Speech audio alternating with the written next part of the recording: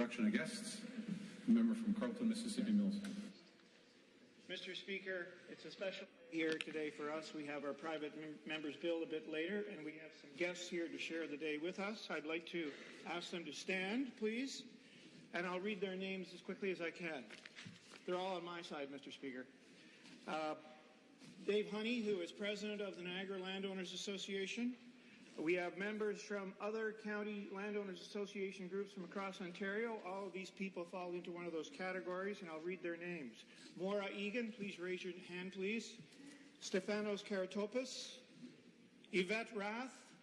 Yvette was Bob Mackey's partner in life. Pat Irish. Donna Balcom. Preston Haskell. Rhonda Campbell-Moon.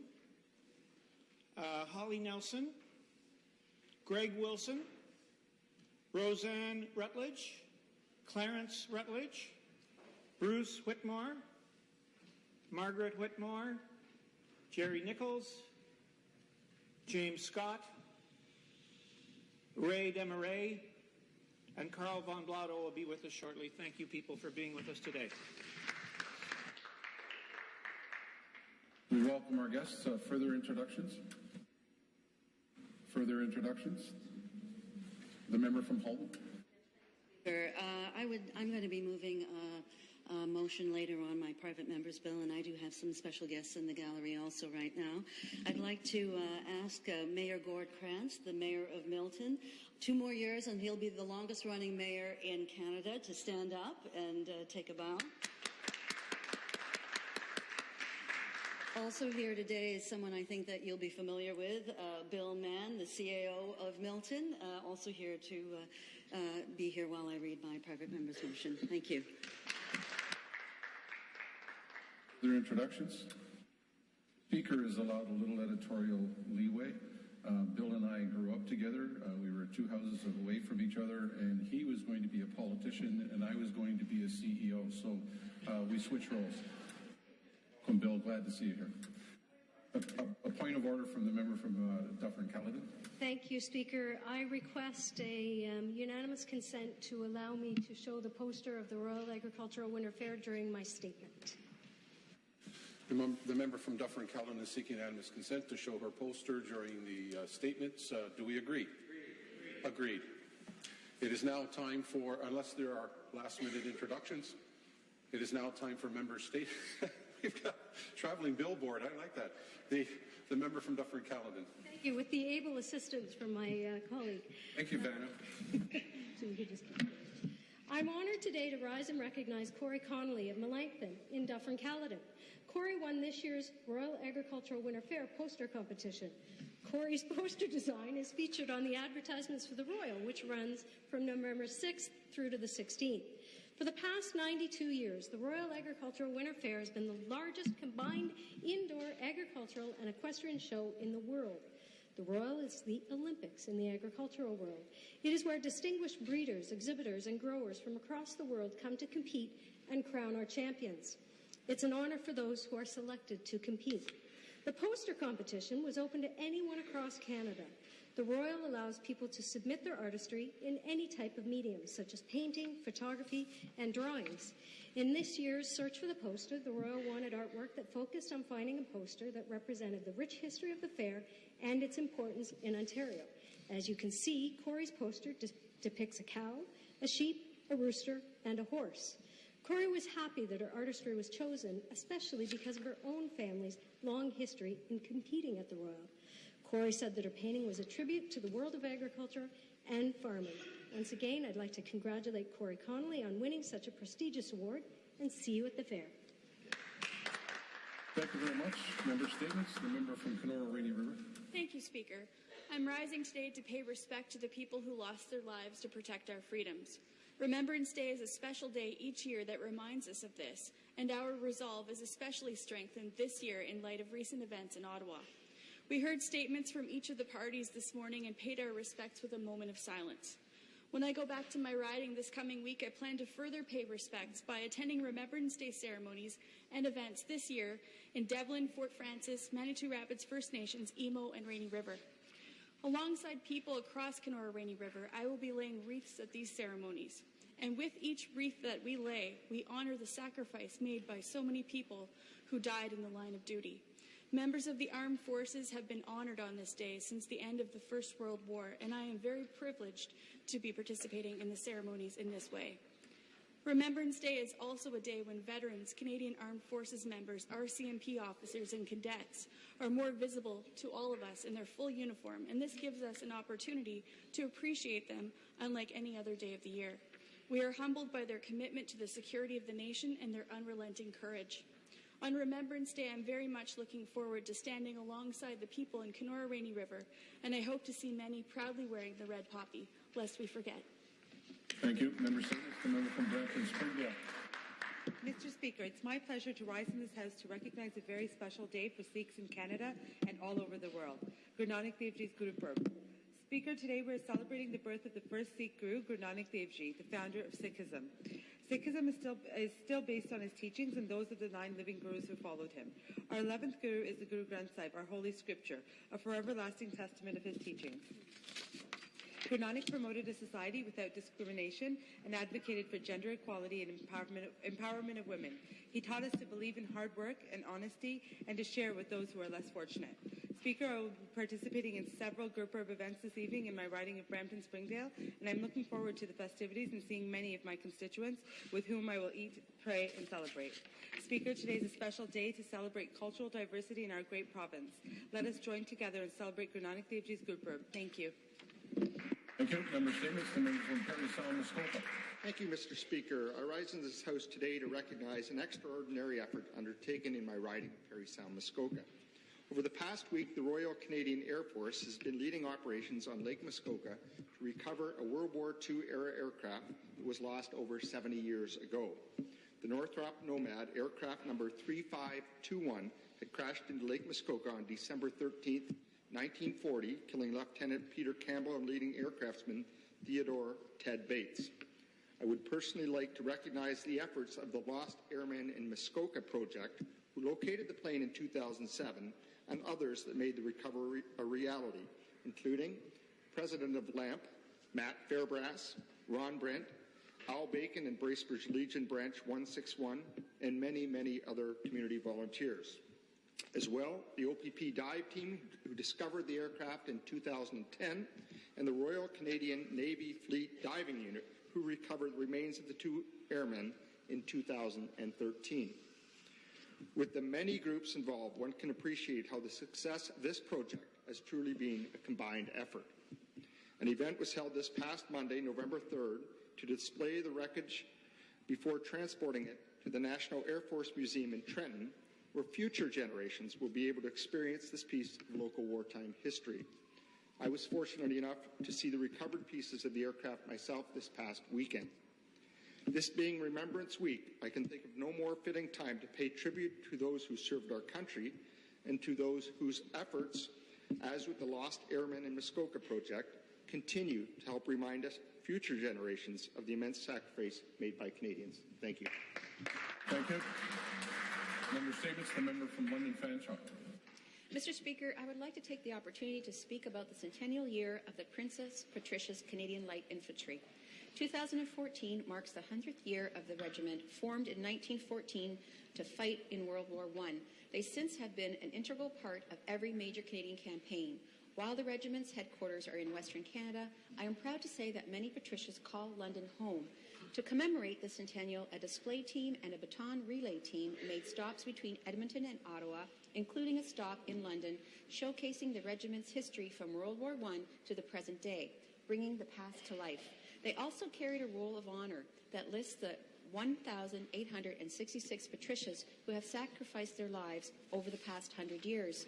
It was truly a touching tribute to the men and women of the Patricias and Canada's armed forces.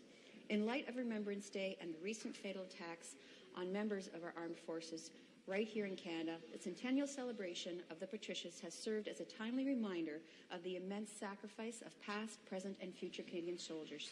Lest we forget the dedication of the men and women who have fought and secured our freedom with their lives. Thank you, Speaker.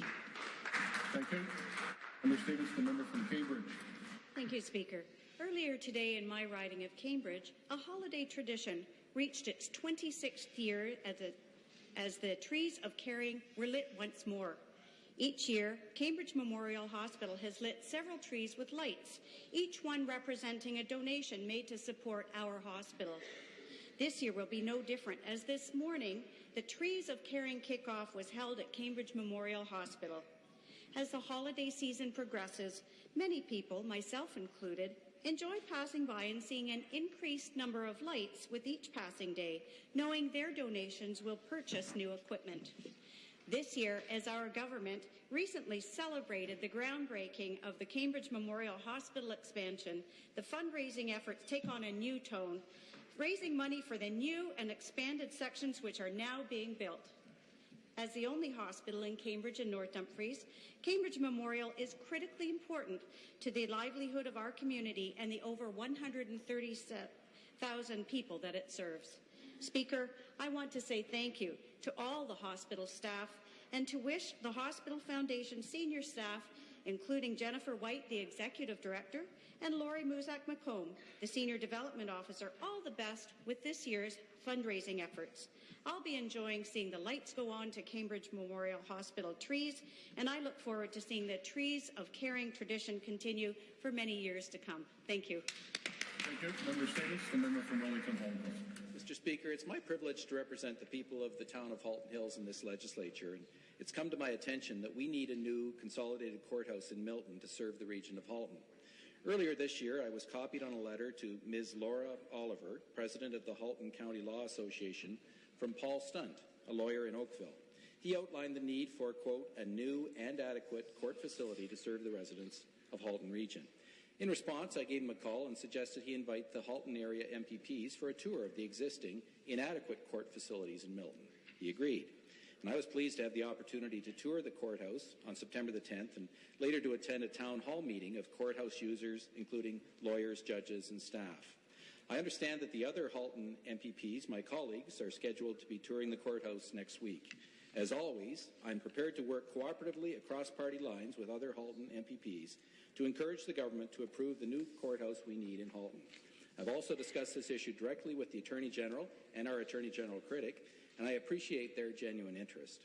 We are seeking a briefing with ministry staff on the approval process for new courthouses, and I look forward to hearing confirmation from the AG's office, as I hope we can have this briefing as soon as it can be possibly set up.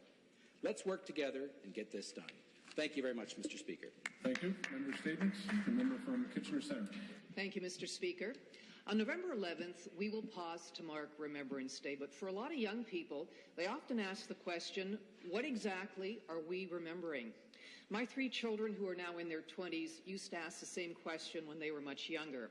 As a parent, I wanted to help them find a way to understand the significance of Remembrance Day and the commitment made by Canadian men and women, many of whom paid with their lives protecting the freedoms that we enjoy today. So, about 15 years ago, on Remembrance Day, we visited the Legion in Kitchener, branch number 50. At the entrance, there's a wall where etched in stone are the names of local soldiers who lost their lives in battle. Together, we looked for the name Fred Tucker. That's their great-uncle, who died at the age of 23 in Holland. He was killed just a couple of days before the war in Europe ended. So that visit to the Legion to look for Uncle Fred's name became an annual tradition for our family.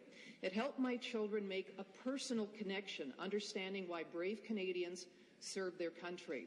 I know that many of us have stories like this as part of our family folklore. Perhaps it was a relative who served in a battle long ago, or maybe someone in a more recent conflict. So I urge you, if you have the opportunity to help a young person reflect on the meaning of Remembrance Day, do share your stories. Help them appreciate why it is that we remember. Thank you. Thank you. Member Statements. The member from the Etobicoke Lakeshore. Thank you, Mr. Speaker. I rise today to pay tribute and remember those who have served and those who have fallen in the service of their country, freedom and independence. Of course, to Canadians, November 11th marks a solemn day of remembrance. However, this day also marks Poland's Independence Day. At the end of World War I, Poland was allowed to regain her independence after 123 years of partition by the Russian Empire, Prussia, and the Austro-Hungarian Empire. On November 11, 1918, the Second Polish Republic was founded under the leadership of Marshal Józef Piłsudski. For Polish Canadians and Poles worldwide, the celebration of November 11th, Independence Day, is a tangible reminder of the real reasons why just nations must sometimes take up arms for the preservation of a country, a national identity, and ultimately freedom from oppression or domination of itself or other nations. For us in Canada, Poland's Independence Day also serves as a reminder of what this nation's brave men and women fought for in the Great War, the preservation of freedom and independence. For Poland, that freedom and independence was short-lived, and once again Poland and the world were plunged into armed conflict during World War II. Canadians, Poles, and many others once again took up arms side by side in defense of freedom.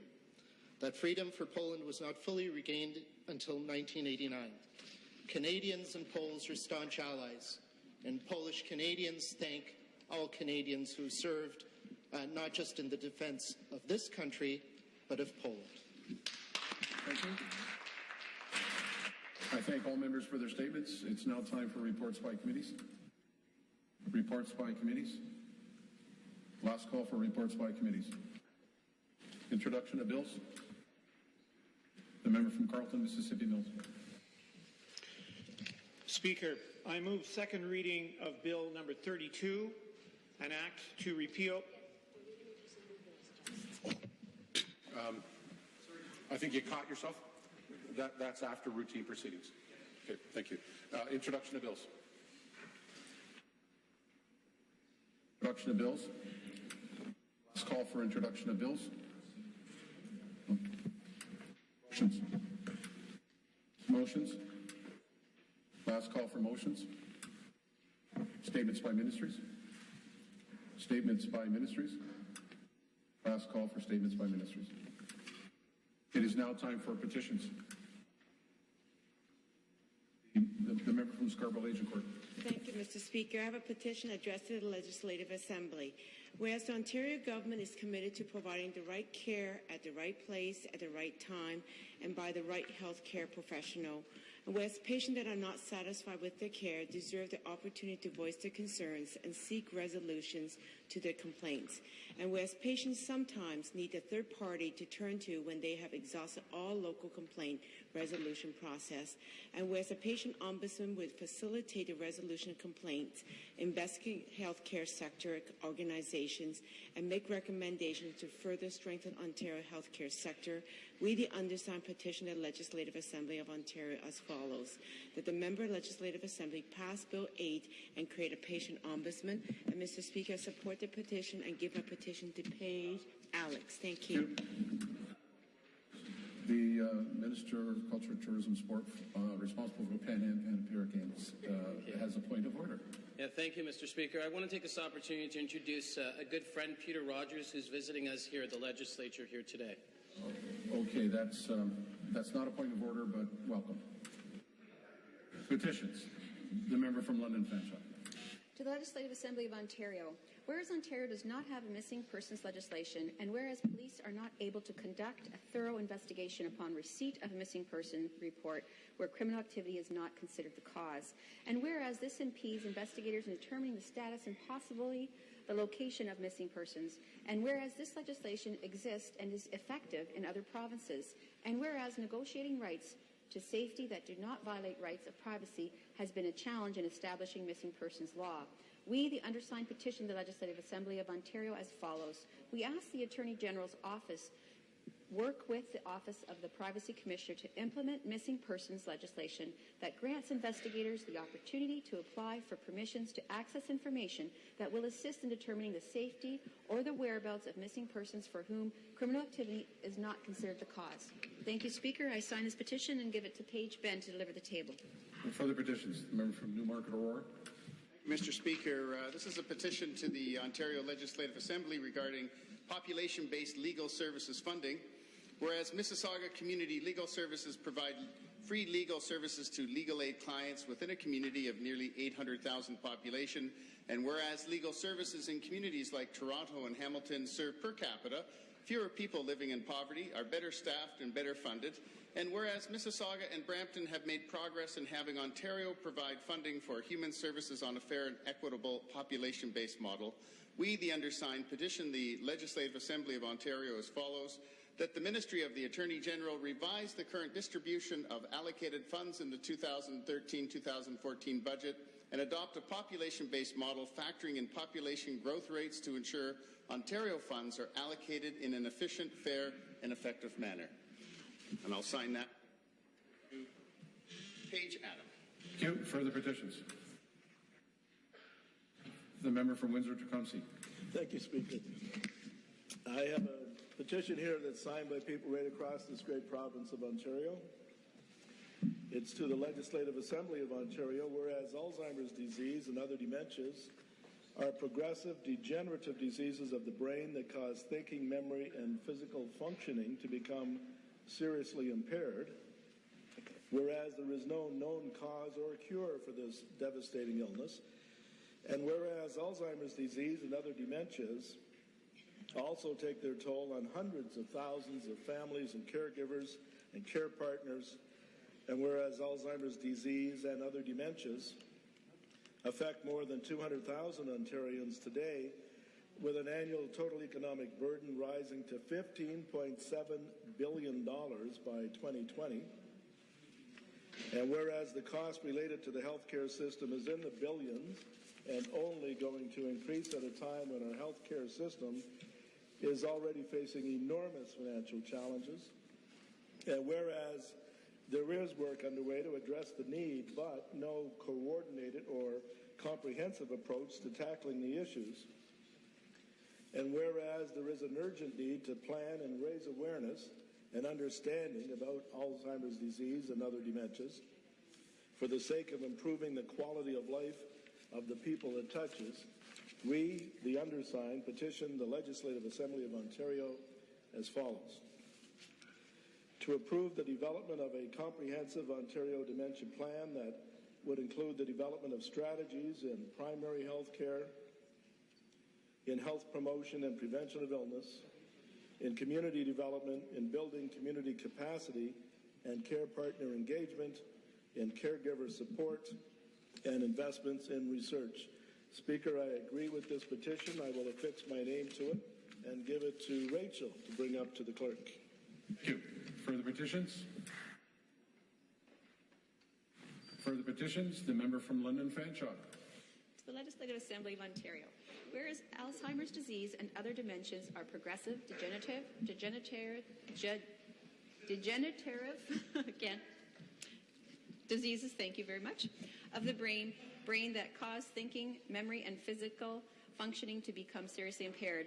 Whereas there's no cause or cure for this devastating illness, and whereas Alzheimer's disease and other dementias also take their toll on hundreds of thousands of families and care partners, and whereas Alzheimer's disease and other dementias affect more than 200,000 Ontarians today, with an annual total economic burden rising to $15.7 billion by 2020, and whereas the costs related to the healthcare system is in the billions and only going to increase at a time when our healthcare system is already facing enormous and financial challenges, and whereas this work underway to address the need but no coordinated or comprehensive approach to tackling this issue, and whereas this is an urgent need to plan and raise awareness and understanding about Alzheimer's disease and other dementias for the sake of improving the quality of life of the people it touches, we, the undersigned, petition the Legislative Assembly of Ontario as follows: to approve the development of a comprehensive Ontario dementia plan that would include the development of strategies in primary health care, in health promotion and prevention of illness, in community development, in building community capacity and care partner engagement, in caregiver support, and investment in research. I sign my name to this petition and give it to Paige Ben to deliver to the table. Thank you. Further petitions? Further petitions?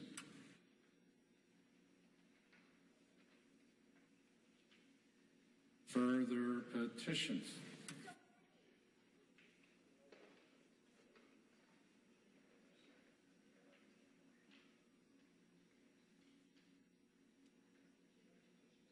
Petitions, orders of the day. Ballot item number 10, Order M32, second reading of Bill 32, an act to repeal the Niagara Escarpment Planning and Development Act and to make a related amendment to the Ministry of Natural Resources Act. Mr. McLaren. The member for Carleton, Mississippi Mills. Mr. Speaker, I move second reading of Bill number 32, an act to repeal the Niagara Escarpment Planning and Development Act and to make a related amendment to the Ministry of Natural Resources Act. Mr. McLaren has moved second reading of Bill 92, an act to repeal the Niagara Escarpment Planning and Development Act and to make a related amendment to the Ministry of Natural Resources Act. Pursuant to Standing Order 98, the member has 12 minutes for his presentation. The member for Carleton, Mississippi Mills. Thank you, Mr. Speaker. I want to tell you the story of Bob Mackey. I met Bob in 2007. This was the year that the Niagara Landowners Association had their founding meeting. This was the year that the dark body called the Niagara Escarpment Commission intruded into Bob's life. This was the year that Bob's use and enjoyment of his private property began to end. This was the year that Bob's 7-year battle in court began. 2014 was the year that Bob Mackey died. His heart couldn't take it any longer. The stress killed him. So what terrible thing did Bob Mackey do that would make government think that it was in the public interest to persecute him in court for 7 years? What heinous crime did he commit? Bob's awful offense against the people, against the Crown, against the government that required the full force infliction of the law in order that justice should be seen to be done was that he dared to operate a small archery training facility on his 9-acre rural property where he lived near the town of Beamsville. It doesn't get much worse than that. Thank God for the law. Bob loved archery, and he was very good at it. So he set up a shooting range with targets and fake deer and bears and raccoons in his 9-acre backyard. He also had 2 mobile trailers in his backyard for indoor target practice in the winter months or on rainy days.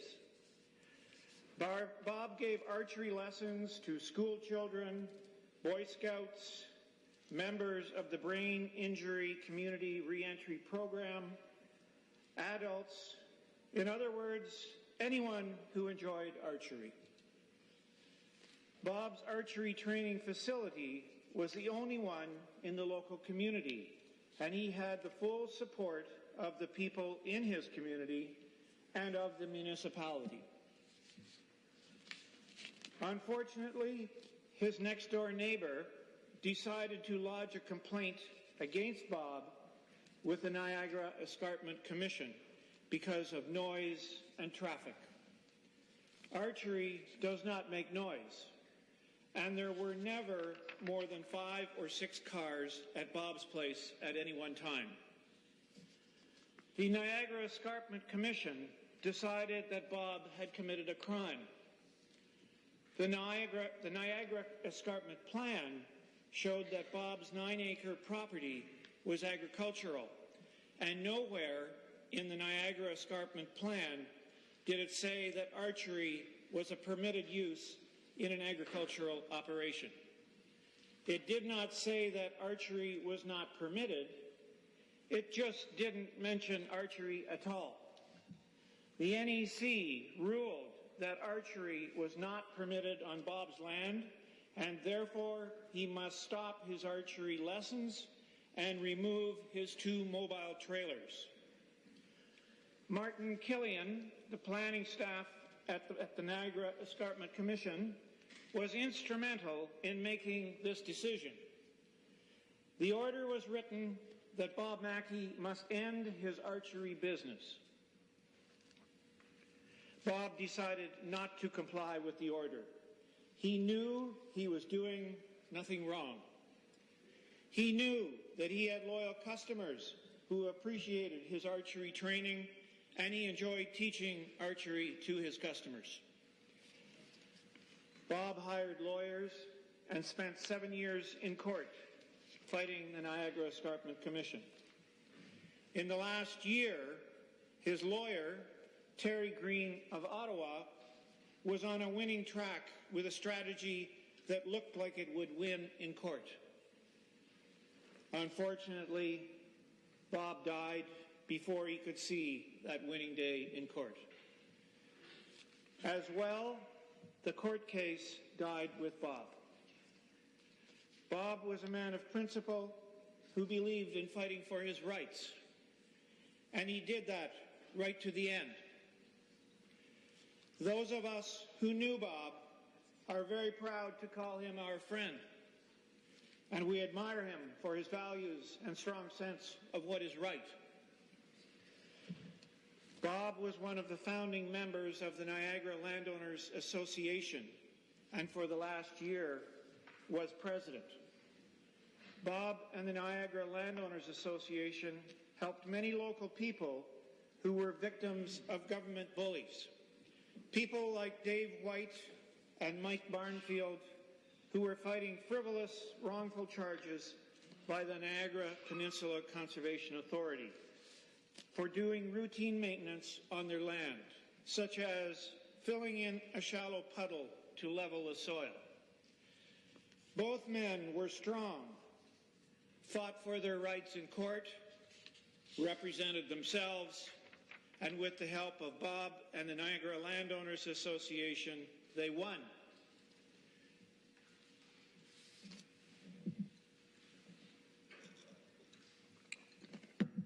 Jim Williams, an 88-year-old landowner who lived near Beamsville, died on April 19, 2013, of a heart attack brought on by the stress of being harassed and threatened by a Niagara Escarpment Commission enforcement bully named O.J. McDonald.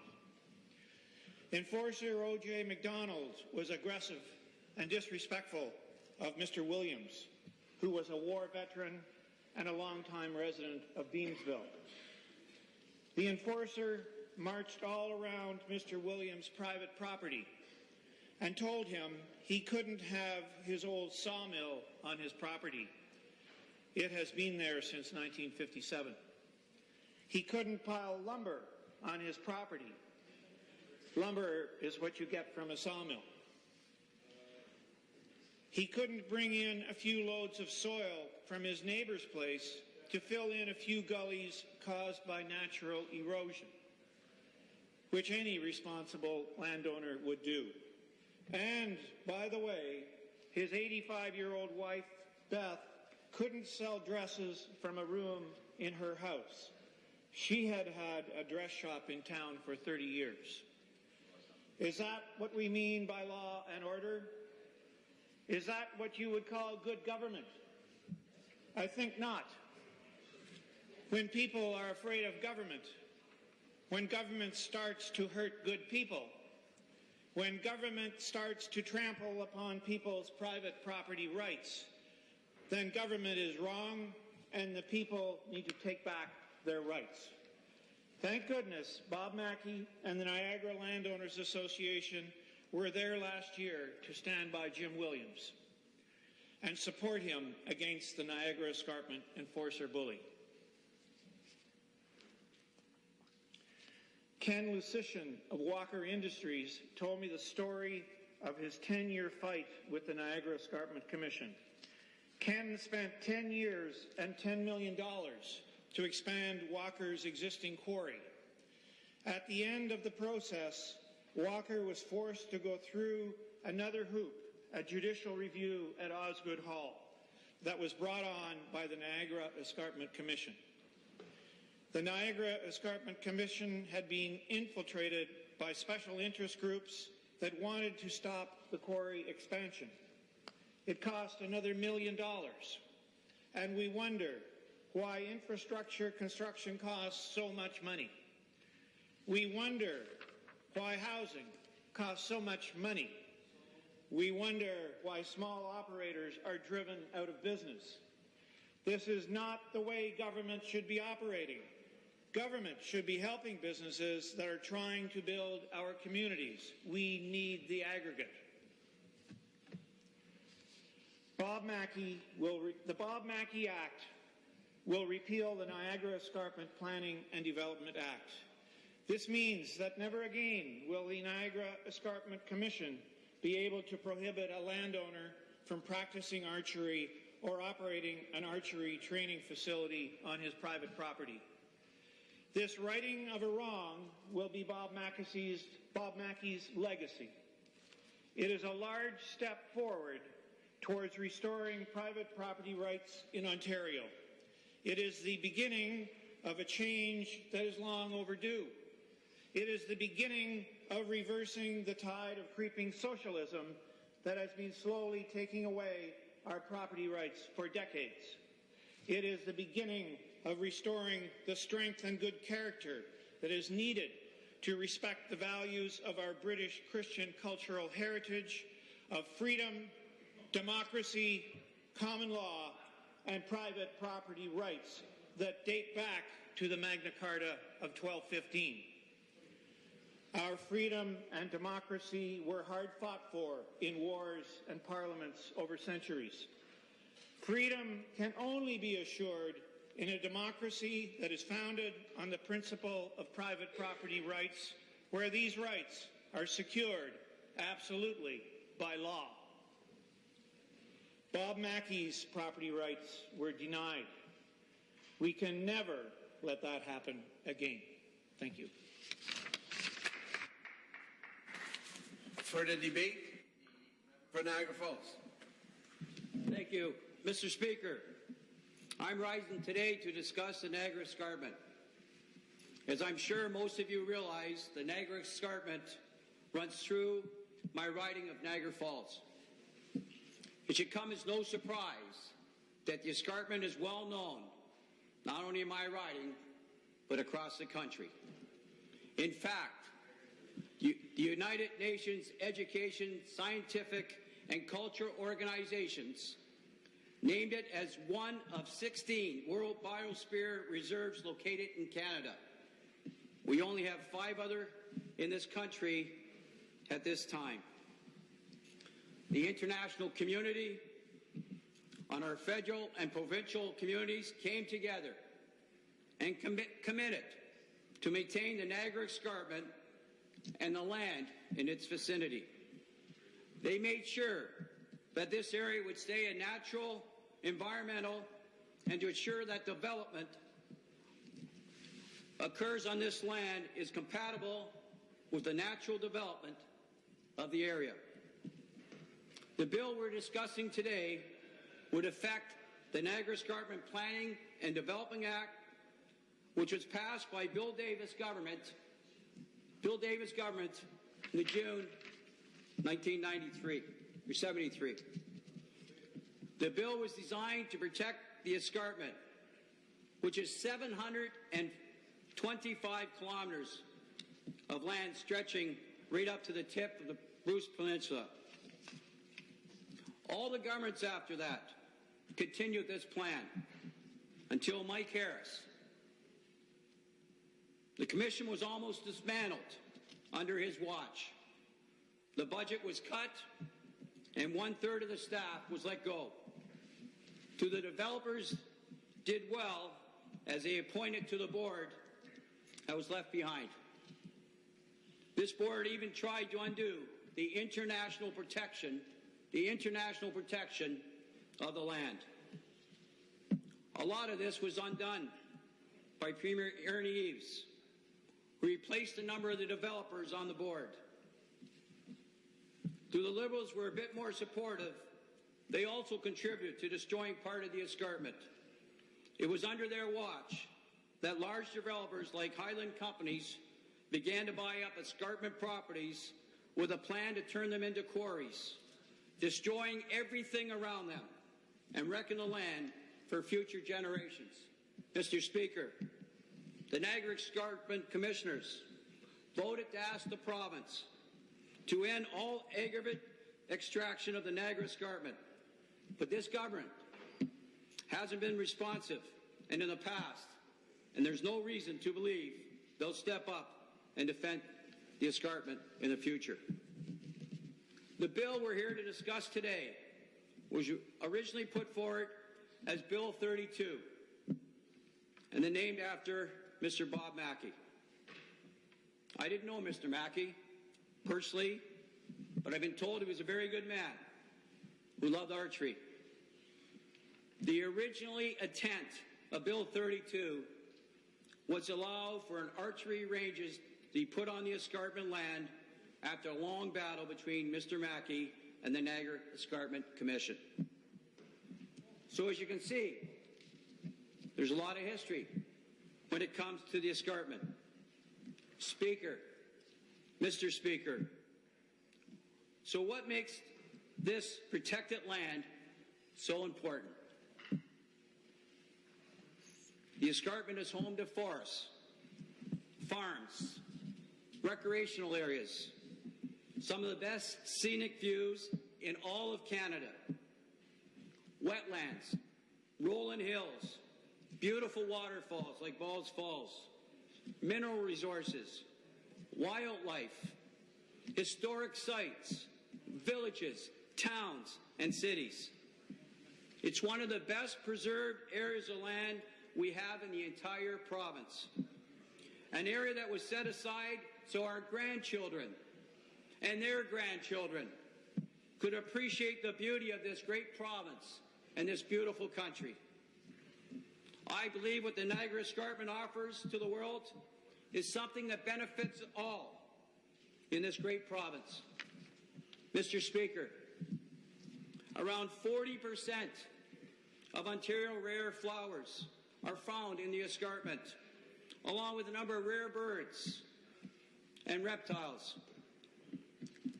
Many of you here know it's home to Canada's longest and oldest footpath, the Bruce Trail. And I'm sure there's many of my colleagues here that probably been to the Bruce Trail. I am personally familiar with the trail. Not to date myself here, but I can remember walking the Bruce Trail as a kid, a long, long time ago. And this is important. When Mr. Bob Mackey Act, I guess it's the Bob Mackey Act, was originally introduced, it was to allow archery ranges on agricultural land. This is also important. But this bill is completely different from the bill, Mr. Speaker. In fact, this bill makes no sense at all. Instead of allowing for archery ranges on agricultural land in the escarpment, this bill would pave the way for a wholesale destruction of the area. Mr. Mackey was originally proposing that an archery range be allowed to run on his land. An archery range wouldn't have destroyed the land around his property. Now they're trying to attach his name to a bill that would replace the forests and the rivers with mega quarries, a bill that would see fragile environments be destroyed and replaced by whatever project developers feel would make the most money. Mr. Speaker, this is an area that no developer should get their hands on. There's lots of places in the province of Ontario developers can develop and make lots of money. This is not one of them. And it would be a great mistake if we allowed this to happen in this House. There's nothing in this bill that would protect this wonderful area. Actual reading what's in this bill, it repeals the Niagara Escarpment Planning and Development Act. Let me say this again. It repeals the entire act which has protected the escarpment for almost 40 years.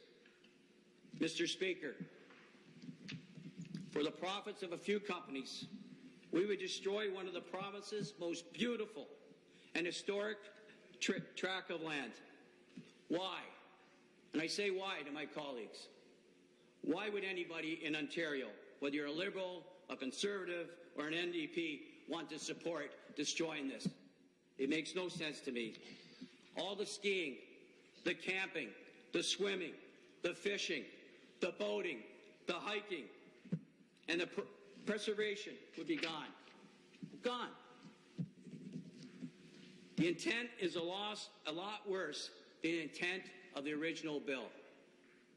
Mr. Speaker, I know that in some areas affected by the escarpment, the landowners have had some issues from local conservation authorities. The conservation authorities have had some major problems, and there's definitely room to discuss their business. But at the end of the day, it benefits everyone in Ontario when we have authorities, commissioners, and boards and agencies out there protecting our natural environment. When these groups stand up for their land, we've done a good job of protecting it all these years. The generations before us fought for this land and protected it.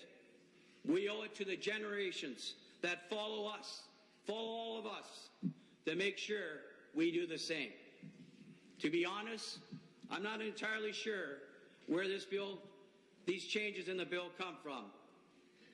Quite frankly, nobody should take this seriously. The Liberals shouldn't be smug about this either.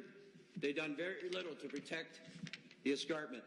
Mr. Speaker, what we do know is that this land contains some of the most beautiful and historic pieces of land, not only in this province, but the entire country. The entire country. That's why the international community designated the land the way they did. It benefits our tourist industry when people come all over the world to see it. It benefits our farmers who take advantage of the rich soil found on the escarpment. Simply put, right now, it benefits the people of Ontario. We've seen representatives stand up and fight against the quarry production in the past. We know that mega quarries will destroy everything past generations have worked so hard to protect. We also know that the damage would be permanent. Mr. Speaker, I can't see any reason why any Liberal, Conservative, NDP would ever take the escarpment away from our future generations, from our kids, our grandkids.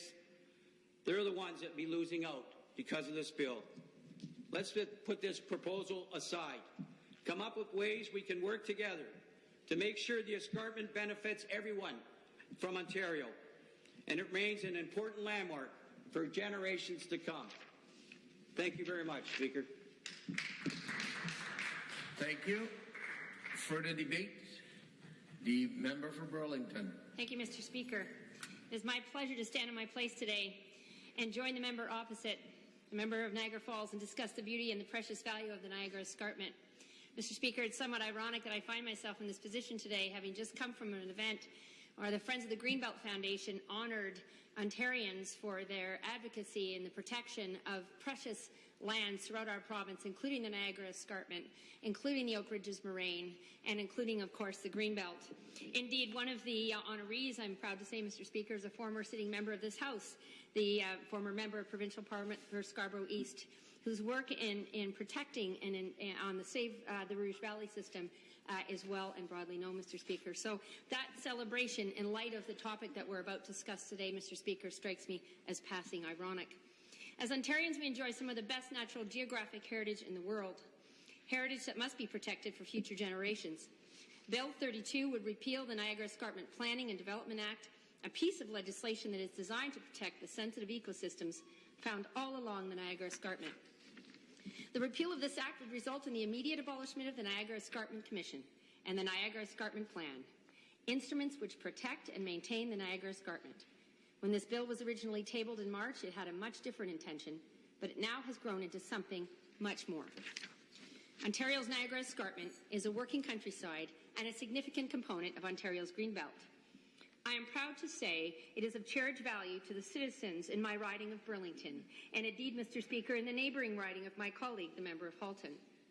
It is recognized both provincially and internationally as a significant landform with a strong system of development control in place to guide development in its area. Land use control is achieved through the Niagara Escarpment Plan, Canada's first green plan, a visionary land use plan which was conceived in 1973 by the Ontario government under the leadership of former Premier Bill Davis, through the Escarpment Planning and Development Act. The escarpment is also a UNESCO World Biosphere Reserve, a designation that in part recognizes land use plans and development controls for areas with unique and sensitive landform characteristics. It is one of only 16 biosphere reserves in Canada and a part of a network of 631 in 19 countries. Little wonder that our Niagara Escarpment is so cherished and so desperately in need of our protection. The Niagara Escarpment Plan is an important piece of a broader policy framework that balances the protection of our environment with a responsible approach to planning our communities.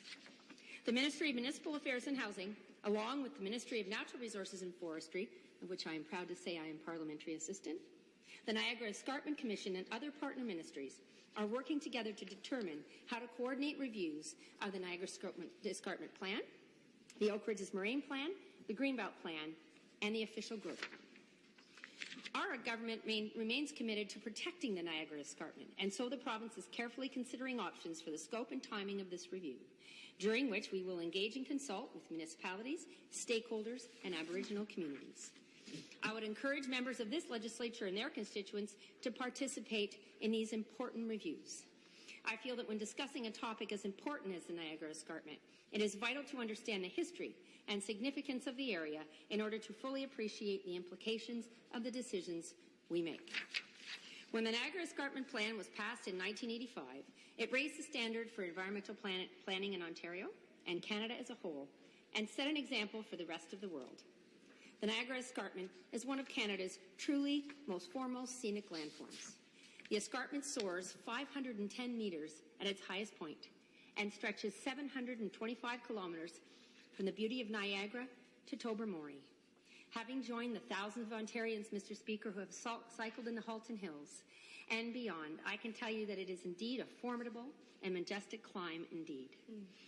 It is a rich mosaic of land uses, including farms, recreation areas, forests, cliffs, streams, wetlands, mineral resources, and historic sites. Preserving these environmentally sensitive lands in Ontario will be an ongoing challenge, to be sure, but one that is of utmost importance. The escarpment also includes the Bruce Trail, Canada's oldest and longest continuous footpath, reaching from Queenston Heights to Tobermory, and going through, Mr. Speaker, my riding of Burlington and the riding of my colleague, the member of Halton. Very important areas, Mr. Speaker, not to be trifled with. The area includes some of the province's best skiing, camping, swimming, fishing, boating, and hiking areas, as well as boasting a successful wine industry, all of which contribute to a diverse tourism industry. The Niagara Escarpment contributes an astounding $100 million to local and regional economies through tourism every year. Perhaps one of the most important features of the escarpment is the diverse and crucial wildlife habitat that it offers. It contains more than 300 species of birds, 53 mammals, 36 reptiles and amphibians, 90 species of fish, and 100 varieties of special interest flora, including 37 types of wild orchids.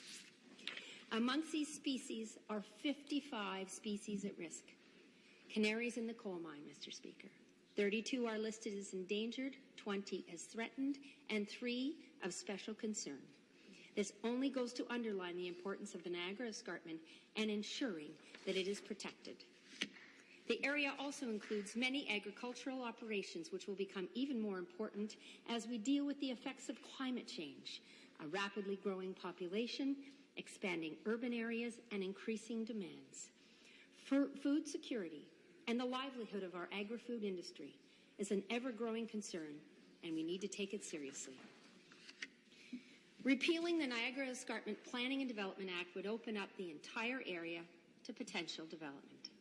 This could put even more pressure on species at risk that are already having a tough enough time trying to survive. Valuable farmland could be lost, forcing us to rely more heavily on food imports. This area needs special protections, and right now it has that. To do away with all of that, Mr. Speaker, would not simply be the wrong decision, it would be irresponsible. Ultimately, it is our responsibility as legislators to preserve this province and everything that it has to offer for future generations. And Bill 32 does just the opposite. Thank you, Mr. Speaker. Thank you. Further debate. The member for Dufferin-Caledon. Thank you, Speaker. I'd like to take this opportunity to participate in this afternoon's debate on Bill 32. Bill 32, if passed, would repeal the Niagara Escarpment Planning and Development Act and, by extension, repeal the Niagara Escarpment Commission. I'll not be supporting Bill 32 because while every agency, board and commission can and should be reviewed regularly and updated, eliminating the NEC is not the solution. From Tobermory to Niagara Falls, the Niagara Escarpment runs through my riding, north to south, in Dufferin-Caledon. Because of its unique geological feature, as other members have mentioned, the NEC was designated as a UNESCO World Biosphere Reserve. To put this in perspective, there are only 16 other UNESCO World Biosphere Reserves across Canada. This prestigious designation gives an area international recognition for the important ecological and/or cultural values in the area. So here in this legislature, we should feel honored to have such an important geological feature in Ontario. And we also, by extension, have a responsibility to protect it. To put it in perspective, other UNESCO World Biosphere Reserves include Yellowstone National Park, which was the first national park in the world and one of the first biosphere reserves. Another example is Everglade National Park in Florida, which is the largest designated subtropical wilderness reserve in North America and is home to one of the most diverse and complex ecosystems in the world. Another famous UNESCO World Biosphere Reserve, the Galapagos Islands, which are best known for their population of giant tortoise and where, of course, Charles Darwin formulated his theory of evolution. The Niagara Escarpment is part of this very exclusive club. I agree that there are some challenges with the current NEC, and certainly there are areas within the permitting process within the NEC that need to be clarified and updated. But we should not be repealing the NEC as it was created to preserve and cherish this unique landscape. So can we improve transparency and ensure proper oversight? Absolutely. Can the NEC planning and approval process be improved through clearer direction on the roles and responsibilities of the NEC and their board members? Absolutely. But does this mean throwing out the entire concept behind the NEC? No. That is why I cannot support this bill in its current form. Thank you. Thank you. Further debate? Further debate? The member for Windsor-Tecumseh. Thank you, Speaker. I didn't know Bob Mackey. Condolences to Mr. Mackey's friends and relatives who are here today. I can't support the bill because I do sleep better at night knowing that there are authorities out there, conservation authorities or commissions, boards, and agencies that work hard to save our natural environment from ourselves. We owe it to our ancestors, we owe it to our children and grandchildren to leave the world in no worse condition than when we found it. And I believe what's on the table would decimate the Niagara Escarpment, something that I value, and I hope most of us in this room today would do so. Thank you.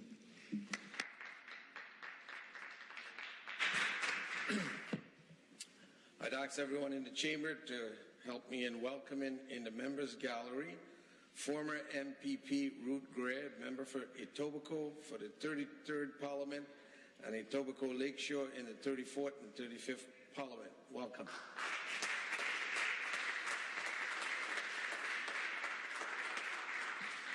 Further debate.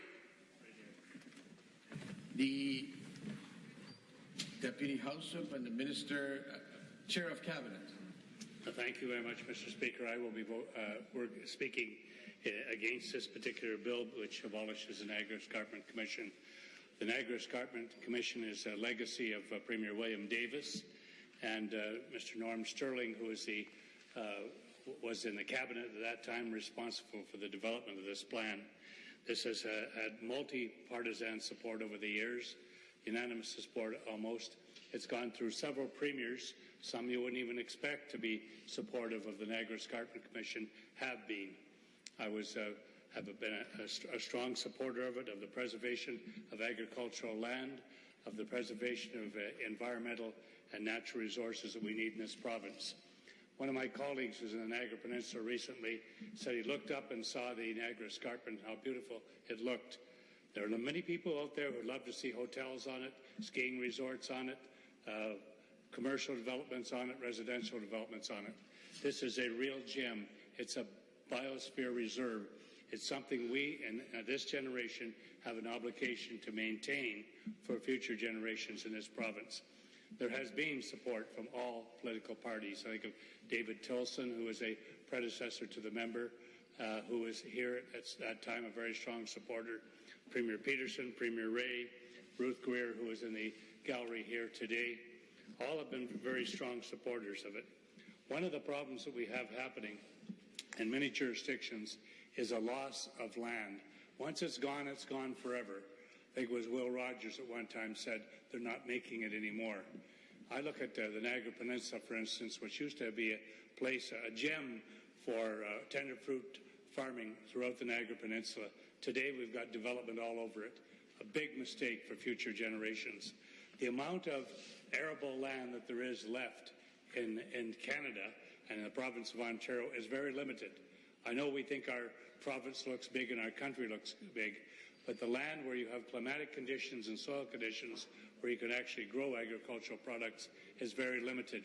We do not want to be reliant upon others.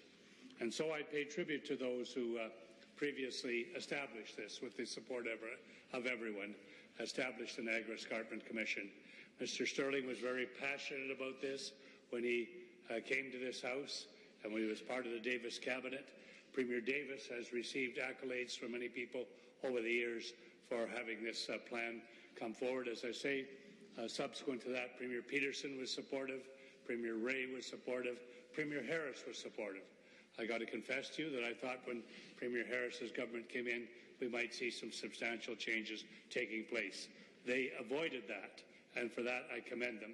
I think of John Snowbelin, for instance, who was a minister at that time and did not make the kind of changes that some people in the province were advocating at that time.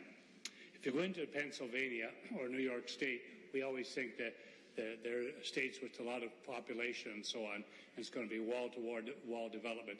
Go through Pennsylvania, go down some of the highways in Pennsylvania, and you will see large tracts of rural land, beautiful landscape.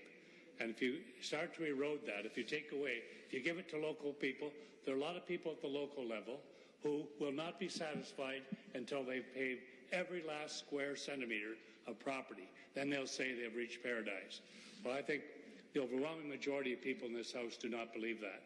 And I want to commend those who in years gone by have been protectors, first of all, establishing the Niagara Escarpment Commission, then protectors of it.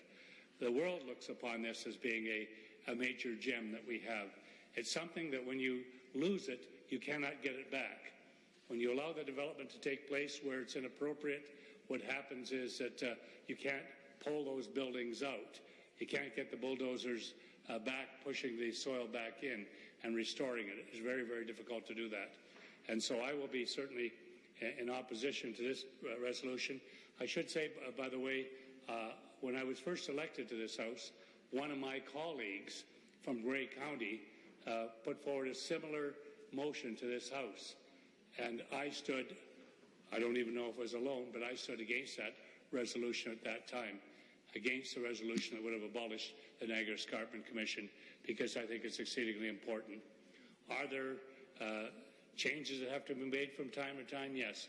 Is there a review of its mandate? Yes. But this is something we should preserve, and I implore all members of this House to unanimously reject this particular proposal. Thank you. Further debate? The member for Carleton, Mississippi Mills.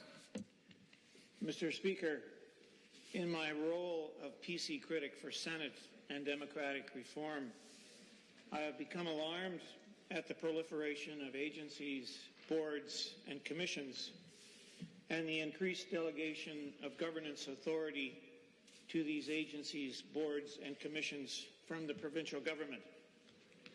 Referred to in the 2012 provincial budget as delegated administrative authorities, or in the activist community as the technocracy, there is increasing concern expressed by citizens across the province and indeed across the country about the creation and build-up of a vast, unelected, unaccountable, technocratic bureaucracy to micromanage every aspect of our lives.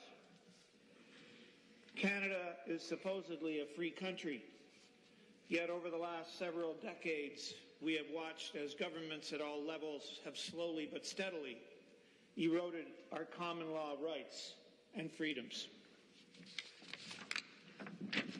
Of course, one of the key foundations of the success of Western developed nations is private property rights. The ability to buy and use land is what lures immigrants from around the world to settle here. It is the Canadian dream to buy and own a single-family dwelling to raise your family. Yet since the 1970s, social engineers have seized the planning process and used it to control and restrict land use, and availability. This is a province where 87% of all our land is Crown land, yet the provincial government has been crowding us into high-density development using a variety of excuses.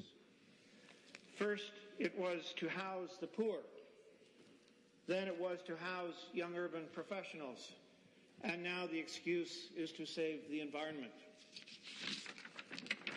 Currently, people seem to have lost the basic common understanding of the importance of private property rights to maintaining freedom, creating prosperity, and protecting the environment.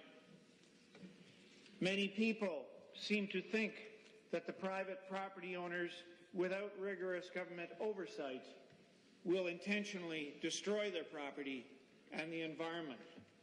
Nothing could be further from the truth. The vast majority of private property owners go to great lengths to care for and improve their property. That is what Bob Mackey did. He invested in his property to enhance the environment and his customers' experience. For that high crime, he was persecuted through the courts for 7 long years, a persecution that eventually cost his life. So today, not only do I advocate for the repeal of the Niagara Escarpment Planning and Development Act, but also for authority delegated to agencies, boards, and commissions to be repatriated back to the provincial government so that elected representatives can be held accountable for their decisions. It is unconscionable for elected representatives to wash their hands of the actual job of governing. If the provincial government wants to meddle in local planning and politics, they need to do the work themselves, not pass the buck. This is a critical issue if we are to win our rights and freedoms back. Rights and freedoms many of our ancestors fought for and died for. Ask the high school kids and college kids if they want to be micromanaged by self-appointed experts. Ask them if they want to raise their future family in a high-rise condominium apartment or a house. Ask them if they should be able to defend themselves if they are bullied or attacked. Ask them if the government should decide what food and how much of it they should be allowed to eat. Ask them if they want to maintain their common law rights and freedoms or be impoverished by an out-of-touch centralized government. I suggest that the vast majority of school kids don't want to be continuously bullied by intrusive, controlling government for the rest of their lives. What we do today will have grave consequences for future generations. It is time to begin dismantling the technocracy and give people back the power to plan and live their lives as they see fit. Thank you.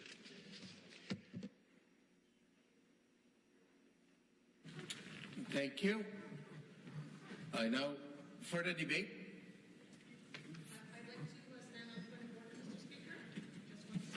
Welcome to They're Just Leaving the Chivota Charate School. Thank you.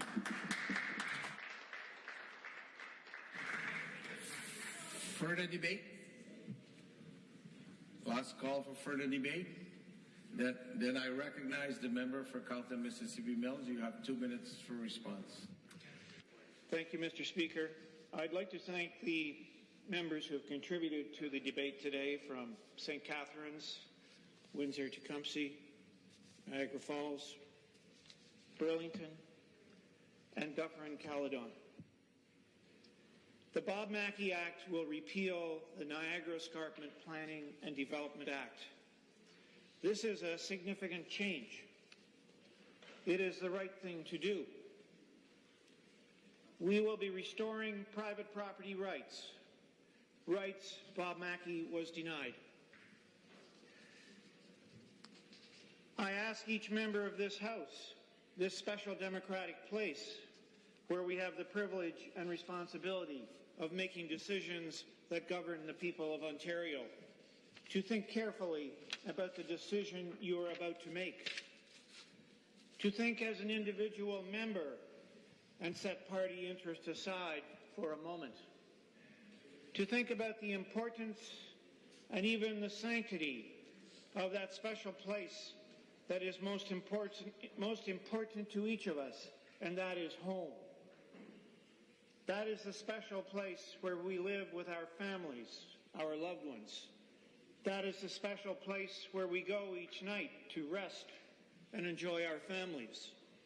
That is a special place where we like to think we have rights, more rights than anyone else, because it is our home. And think how that special right and that special place called home needs to be protected.